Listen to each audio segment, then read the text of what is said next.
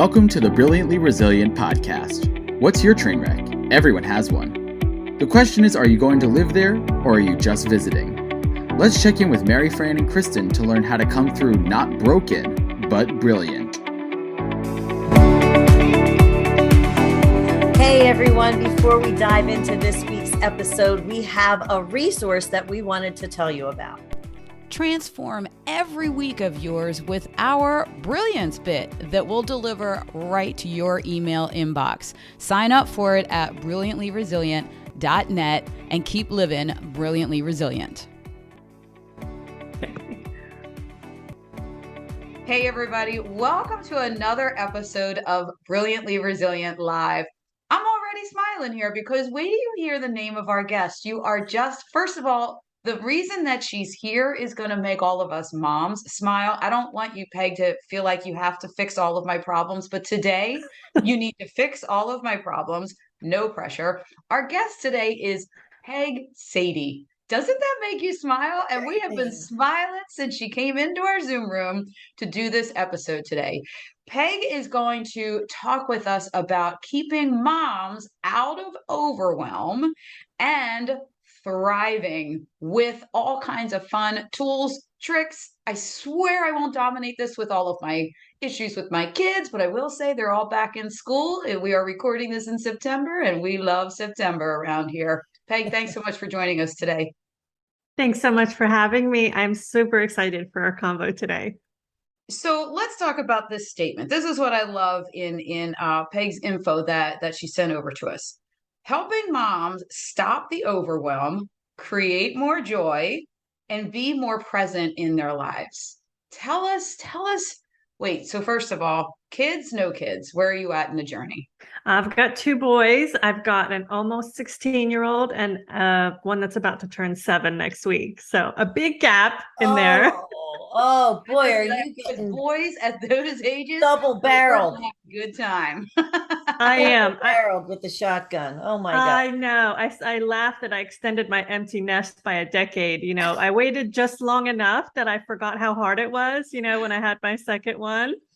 But yeah, that's why I waited, because I was so overwhelmed first time around. But my boys are beautiful. I'm just glad I don't have anyone in diapers anymore. So yes, that gives overwhelm a whole capital O when they're all in diapers. Yeah, I don't know how moms do it with multiples and diapers. That's just so I'm happy that we're diving right in, that people understand from the get-go your kids' ages, because you really do get this. And I know that we'll get into some of this stuff, but one of the things that I know is on the top of mine and Mary Fran's mind and so many others is the teenage bracket and parenting teens at this point in the world with all of the things going on. What are you hearing from moms in that teenage bracket, and what are some issues that you're helping them deal with?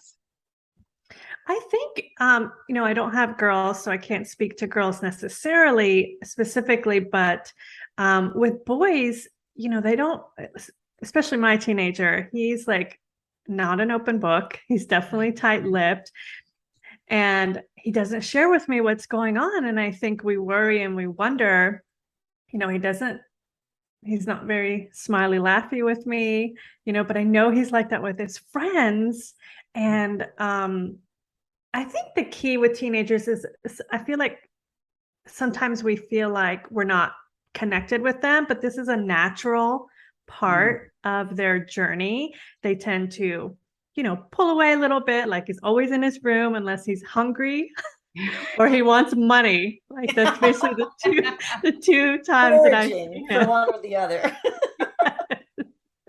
And I talk to my other mom friends and other moms with teenagers, and they say the same thing. I'm like, okay, it's not just me. I'm not alone. And I think that is really, even for parents with small kids, the main component is to talk to other moms and be honest. Because when we try to wear that veil of my kids are perfect and my life is perfect and we're so close and I know everything that they're into and this and that, we can isolate ourselves. And it's so helpful to know that we're not alone in that journey.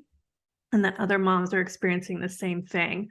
And I also realized that we have that one day when they come home from school or they're in the car, and then all of a sudden they're just like talking, giving us like once a month, like for sometimes like he'll do this rant and he'll be like, I literally will drop everything. I will stop cooking. I will, put my phone in. I'm like, tell me all about it. And we'll just like, sometimes it'll be a couple hours, but it's just embracing what we can get from them in that moment. And understanding that this is a normal part of,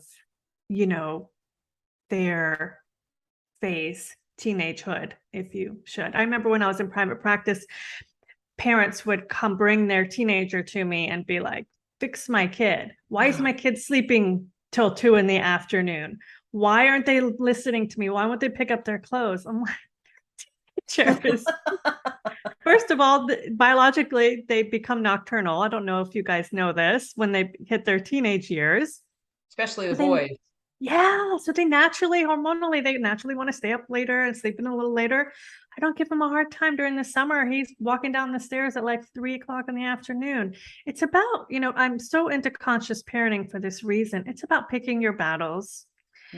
Because you're just wanting to create that connection with your kids. And if they feel like you're nitpicking them for every little thing, it's very surface. We want to let them know that we're here for them for the big things.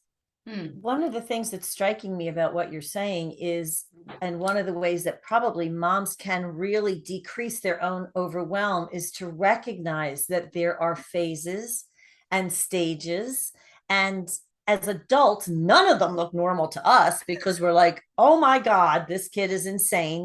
My kids are all crazy.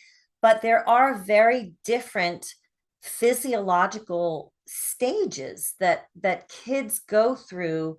And if you can maybe accept that, and then, as you said, kind of be in that present moment and look for your SWAT team minute where you can get in and make a connection. And then recognize that you're going to have to get out again, but that it's all very natural. That in and of itself, that awareness can probably help moms, right? 100%.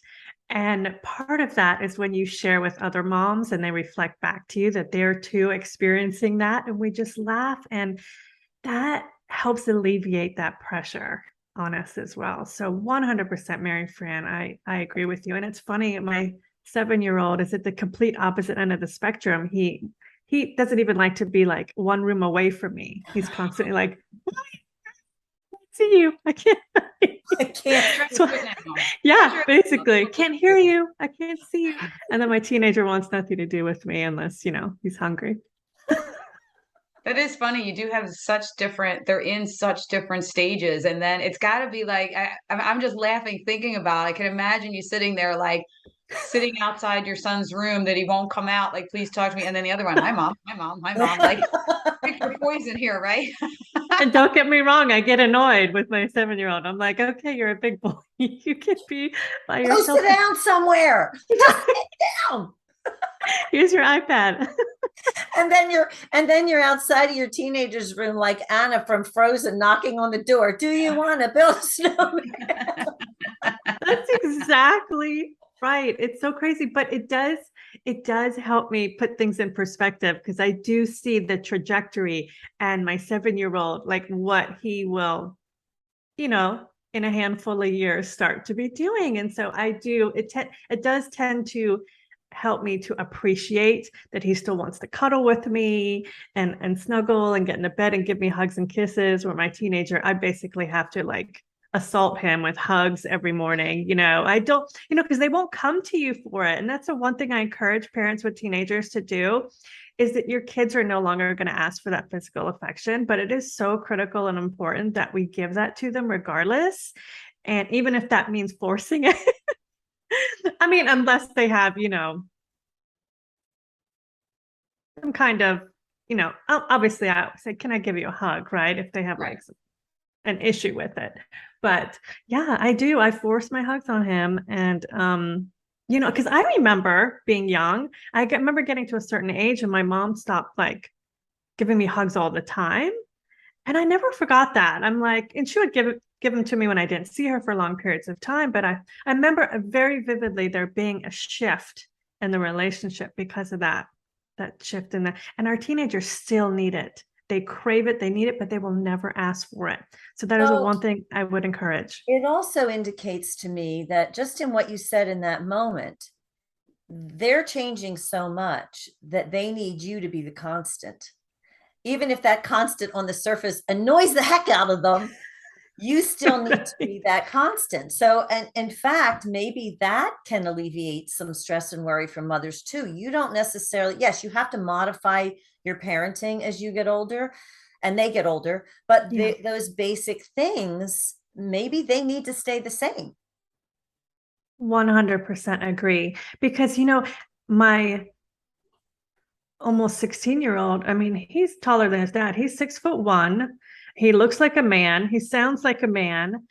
But we have to remember he's not a man. He's a child still. And he craves that warmth, that physical touch, that connection with his dad and I. And his dad, my husband. I'm so grateful to have married a man who is so physical with his kids and expressive. He tells his sons he loves them so much every single day and bear hugs them. And I'll just tell my teenager, come here, buddy, give me a hug, and that kind of thing. And I kind of see the corners of his mouth barely pull up, he's fighting it. But that warms me so much. It's so important. But yeah, they look like adults. They act like they don't need us or want us, but they do. But they so do. And they need that. Mary Fran's right, that constant, I talk with girlfriends of mine about, I don't have a ton of rules at my house, but I'm definitely not the rule bender that everybody else is. And I always say, I swear my kids will stomp their feet about it. But now that my oldest is 22, so I've watched this whole thing unfold. Now he's off on his own and working and lives in another state. And I've watched how much they thrive with that. And when it's not present, we're going back between two different homes. In the other home, there's no rules whatsoever. They would come back like the chaos was just entirely too much for them. And then they come back to structure. And I guess that's what it is. It's not necessarily hard and fast rules and, oh my God, I'm such the, disciplinarian. It's just structure that they know they can rely on. You hit it on the head, Kristen. It's that structure and expectations. Even when you have toddlers, it gives them a sense of calm and inner peace they know what's coming next. And you're right. It's the same with teenagers. They know what they're going to get when they come home. With that, I wanted to dive into another facet of this issue that so many people with teenagers are going through, that I'm always saying you need to have more discipline in your house and give them jobs. The kids need responsibility. I've watched my kids, even if they are grumpy about having responsibility around the house, they now, my middle son is 19. He's a sophomore in college. He empties the dishwasher like a boss. He puts on the music like no one else can touch that job when he's home from college, because I've watched them have so much, they just have self-worth and I don't know, you tell me what the words are for what this is that transforms them just by them having to do chores. It gives them a sense of, like you said, self-confidence, and it's that intrinsic, sense of value, and just like you were touching on, Kristen, and it is when you instill that in them when they're in the home, then I think people get caught up in that word discipline, and when you're punishing your child for not doing something, that isn't necessarily going to get the reward that you want, because what they will do is, as soon as they're not around you, there's no consequence. What is the motivator? What is that intrinsic motivator? But when you have expectations and you reward them, verbally, it helps build that self-confidence. I think as parents, we tend to overcorrect when our kids do something wrong. And not enough times do we point out what they're doing right. And that creates that level of self-confidence for them to go out in the world. And also on top of that, who they are as people, right? We value them and we compliment them based on achievements. Oh, I'm so proud of you. You got straight A's, you got 100, you're captain of the soccer team, you won that match. But how often are we really acknowledging and complimenting them for their character? I'm so proud of you. You're such a kind friend. I saw what you did for that person. Or you're so generous. These are the qualities that we want to compliment and reinforce, because that is what's going to allow them to succeed in life. Because what happens is, if when we over compliment their achievements, this is what creates perfectionists. This is what creates, which is debilitating. It's not a badge of honor to be a perfectionist. I'm recovering. And it creates this fear of failure. So they're like, well, even just telling them, you're so smart, you can do this. You're so smart. Oh my gosh, I'm so smart. What if I try this thing I've never tried before and I fail? Then everyone will know I'm not smart anymore. And so it creates this like paralysis and fear moving forward in the world. So I always tell parents, help your kid celebrate their mistakes. Not just allow them to make mistakes, because we want to fix everything. We want to give them the tools. We want to tell them what to do to be successful, but mistakes are going to how they learn, and celebrating that with them, because without those mistakes, they're not going to learn and recorrect and be brave in the future next time. I really like what you were talking about with this idea of reinforcing and complementing those values, because that's a big piece of what Kristen and I talk about. And we also talk about transferable skills, but transferable values are things that they can take to every part of their lives that transcend those specific moments of achievement. So I guess what I'm hearing is, within those moments of achievement, point out the values that got them there. Point out, yes, the skills, but also that other piece, like maybe the hard work or the teamwork or the whatever, so that they recognize that that's as much a part of it. And that can be carried from event to event, life event to life event. 100%, Mary Fran. So exactly, like, look where you've come in the past 5 years. Remember, you didn't know anything about soccer or gymnastics. And just even a year ago, look what you've done. And that's because, you know what? Remember that time you didn't feel well and you still went to practice? And not that they were deathly sick. You don't want to reinforce that. You know. You were feeling down or you're feeling tired, but you still didn't let your teammates down. You showed up and you were there. The absolutely 100% focusing on those things. Yeah, I love that. And that's exactly what the world needs more of from parents than just oh, you achieved. I was that. I don't even think my parents did it intentionally. I just achieved a lot as a kid and associated all of my value and worth to achieving. So then when things were falling apart, the spirals were horrible, but that whole, the attaching it to the effort and getting out there again. And sometimes that is, what, I'm also big on, I mentioned discipline earlier.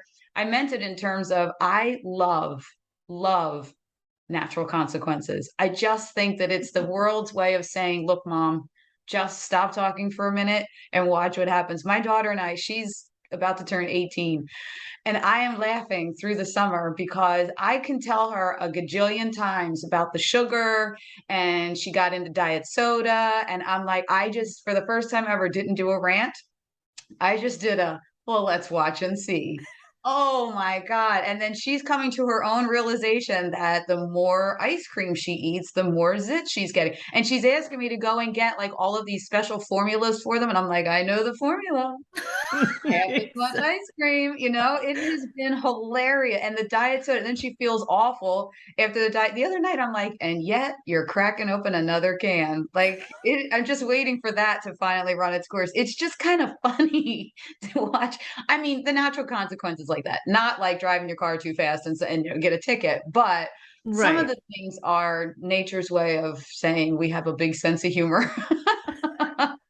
That's so true, Kristen. And especially for our kids, something about it, they're stepping into their own independence and want to assert their agency. And it's something about their parent telling them this information. Like it could be like a friend's parent or an expert out here telling them the same information. And they'll be like, really? Wow. Meanwhile, we've been telling them that for like a year and they're like in one ear, out the other. God. My experience, I don't know if you know my backstory, but my son struggled with addiction for many years. And one of the times we went up when he was in rehab, and we went and we were meeting with people, and he said to me, Mom, this therapist, and he told me this and he told me that. And like I'm sitting there and the steam's coming out of my ears because I'm thinking, I've been telling you this stuff your whole life. Yeah. Your whole life.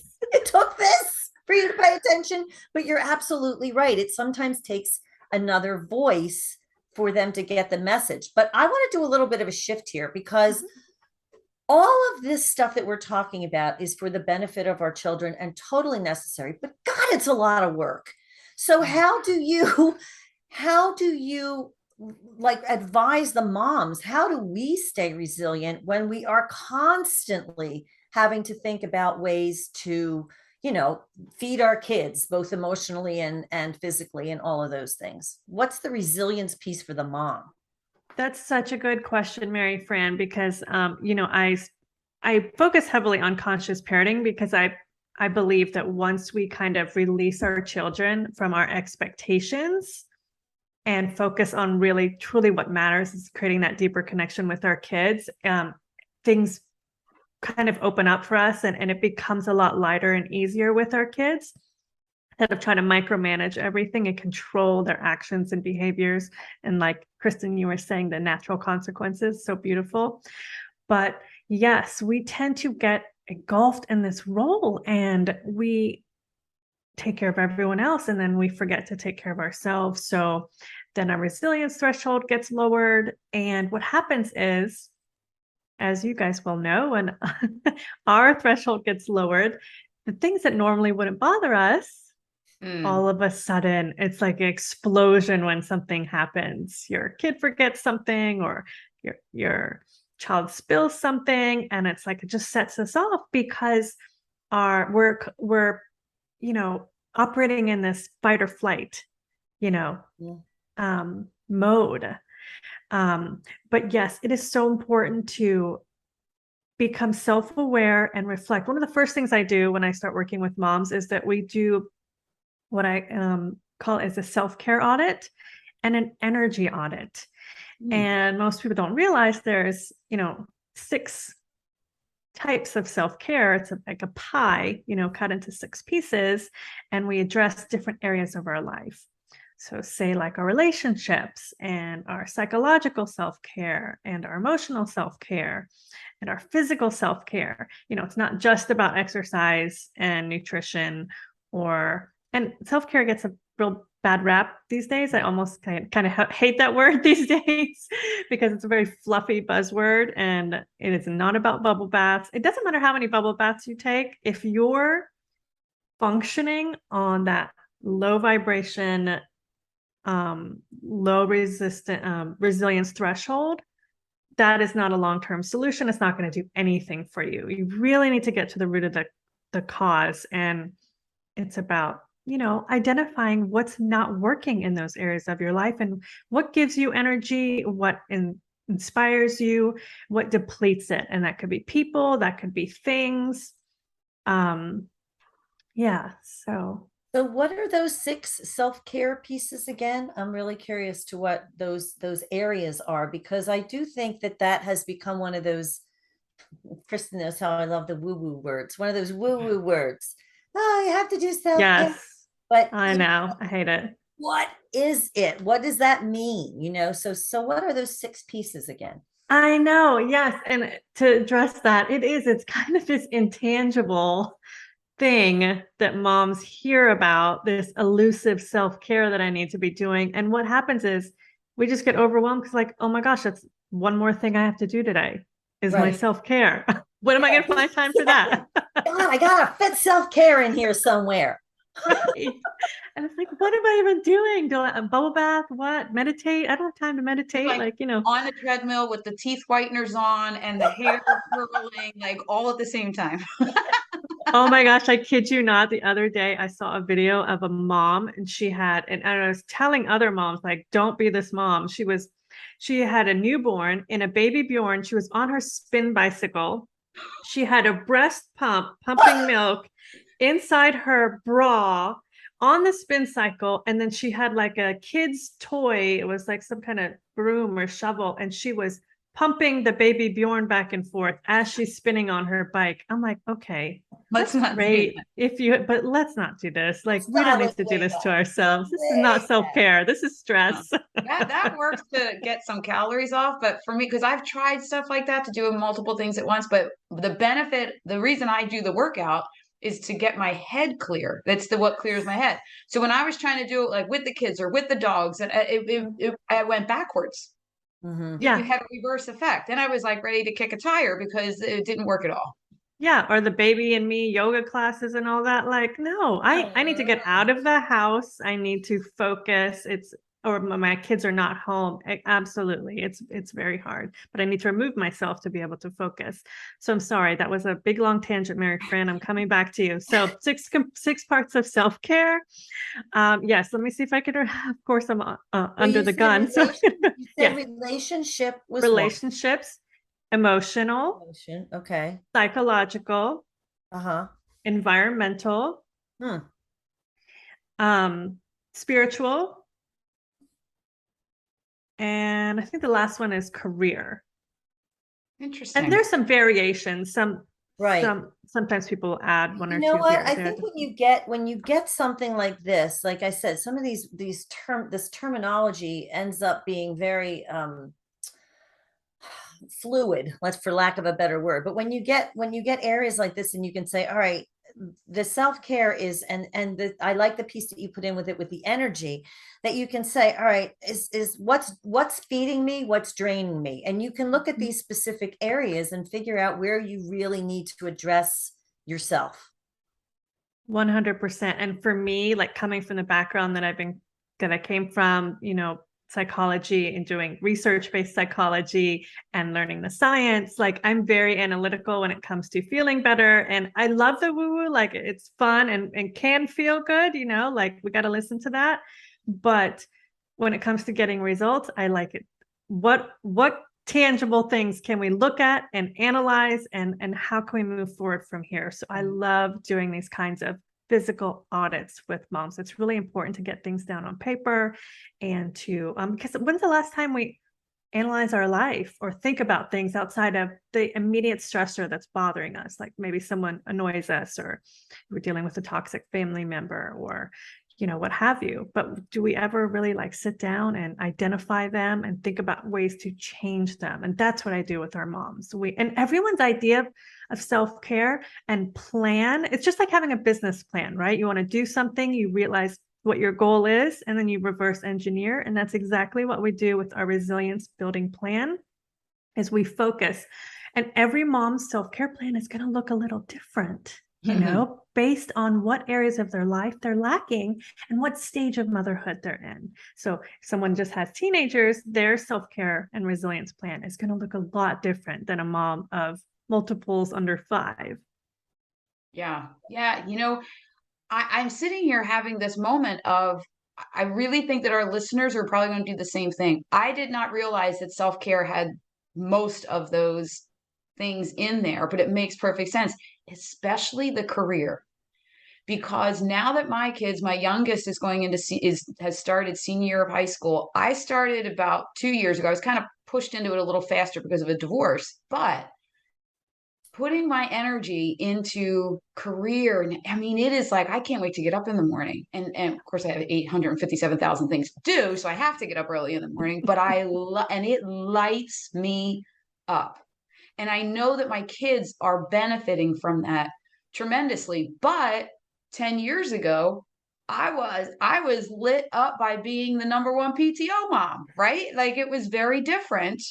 10 years ago, to your point of that career thing, but I did do a lot of things while I was home with them that would give me, like Mary Fran said, those transferable skills later when I knew I wanted to get back to career stuff. But you mentioned two words earlier that are going to tie into this, and that is the perspective and the expectation. And I've had to learn to be very open communication with my kids on expectations and have a perspective. I had to look at it from their perspective too, not just mine. And we eliminated so much anger, resentment, stress in this house by me, even because I have, I have one of those kids that, God love her, she's so flippin' organized that she drives me out of my ever loving mind because I never know what I'm doing. Right? I don't know what's going to happen when she goes off to college. I'm going to need a personal assistant.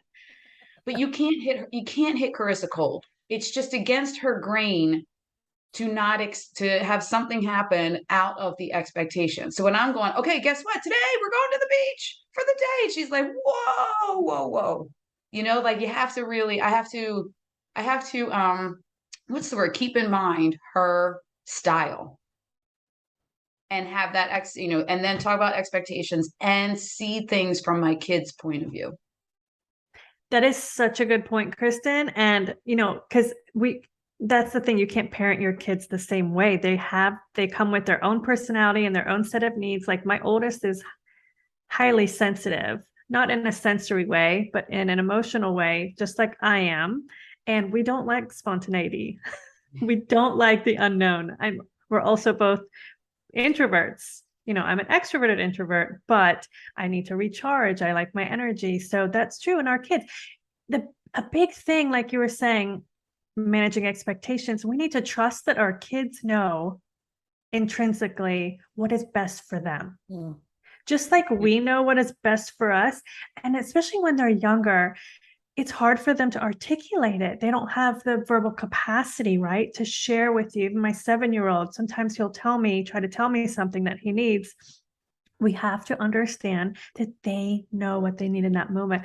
Funny story, the other night, actually, I was going to post it on Instagram because it's so darn cute. Right before bedtime, he goes, Mommy, I just need to get out some of this energy before I go to sleep. So I'm going to get on your bike. I have a spin bike.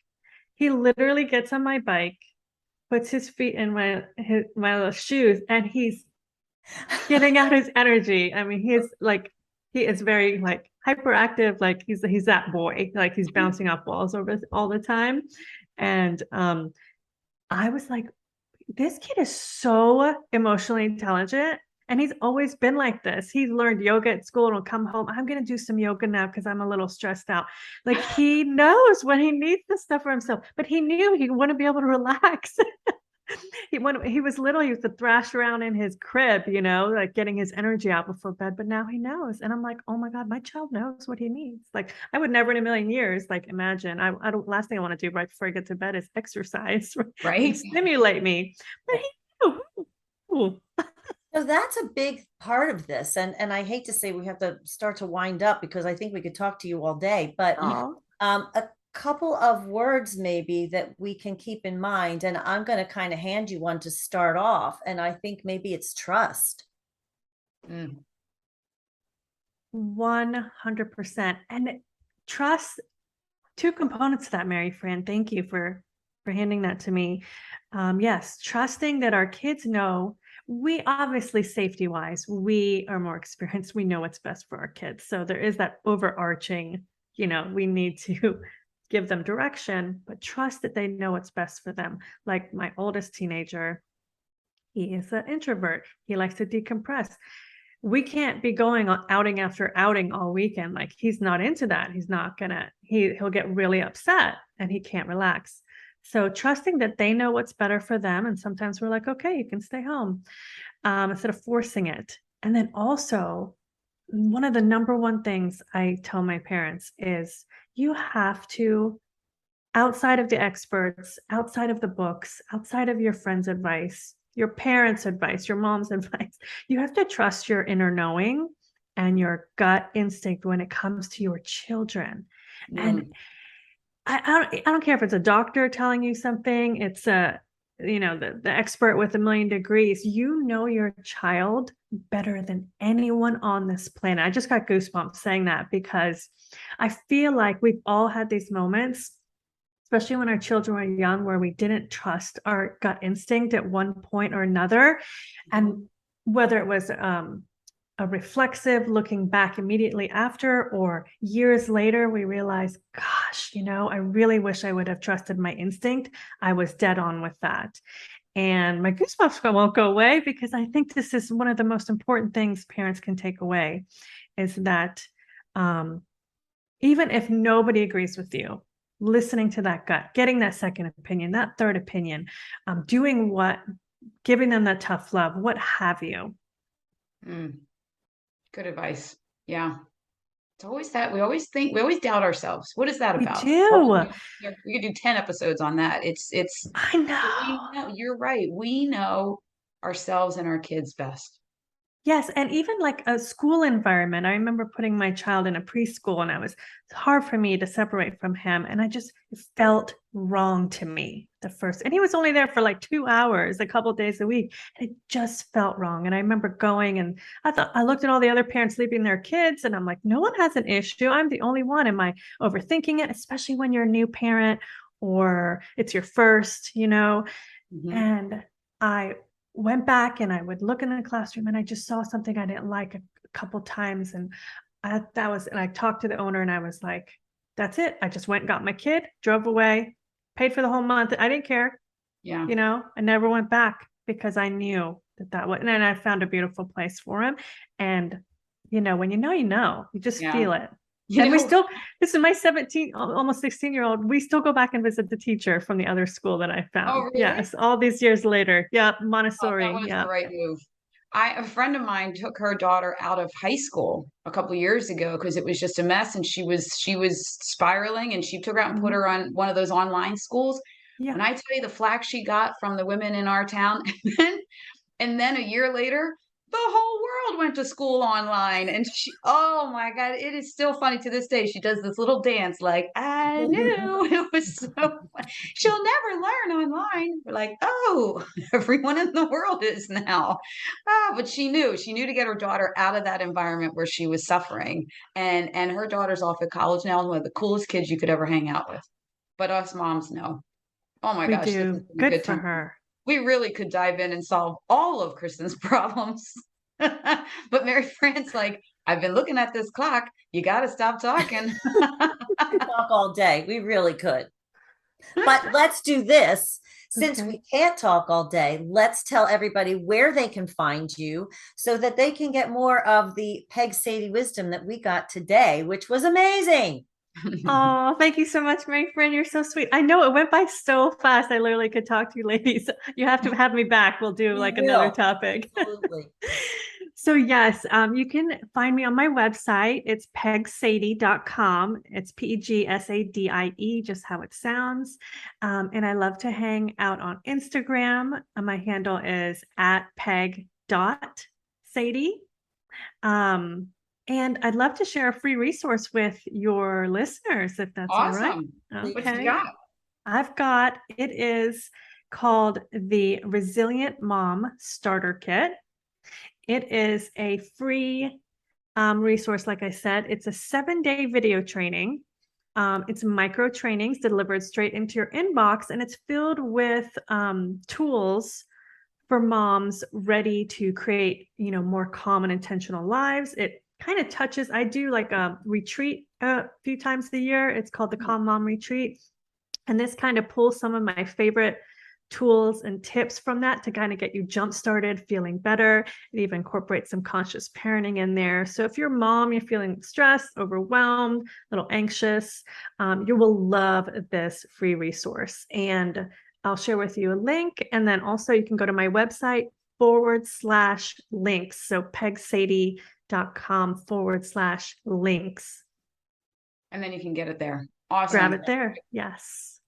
Mothers, no pushing, no shoving. You just get to that website and you download that freebie and you get yourself started. Make it part of your self-care, 7 days that you can get that going. And then let us know in the comments on Facebook where this is airing, and in our social media handles, Brilliantly Resilient everywhere. Let us know what your favorite tips are from this episode and from that download, because I'm going to be watching and using them all, because we're in senior year here at the high school, and I am a little bit in overwhelm. Excited, but overwhelmed. So I'll be looking for those tips too. Thanks everybody for tuning in. And if you would like a bit of brilliance delivered to your inbox every week, go to brilliantlyresilient.net. Just hang in there for the pop-up. You don't even have to click anything, because I didn't know how to do that. So it just pops up. And you put in your email and we'll send you a bit of brilliance right to your email inbox. We'll see y'all next time. Thanks for tuning in to the Brilliantly Resilient podcast. Join our Facebook group and follow us on YouTube to be inspired with tools to reset, rise, and reveal your brilliance.